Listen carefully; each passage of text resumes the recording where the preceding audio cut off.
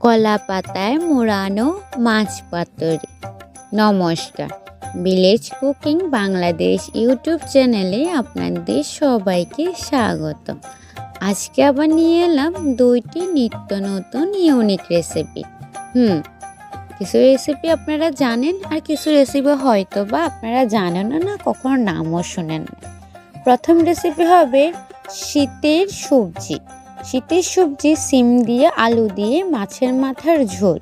প্রথমে তেলটা গরম করে মা পাঁচফোড়ন দিয়ে দিলে, এরপর হালকা আলুটা ভেজে তার মধ্যে সিমগুলো দিয়ে দেন। অবশ্যই তেজপাতাও দিয়েছে মা। এরপরে ওখানে মরিচ বাটা, রসুন বাটা, এরপরে হলুদ, জিরা, আদা সবগুলো দিয়ে ভালো করে সাতলানো হবে। সিমের মধ্যে রসুন ব্যবহার করার কারণ হচ্ছে সিমের যে ফানসে একটা গন্ধ থাকে, ওই গন্ধটা যেন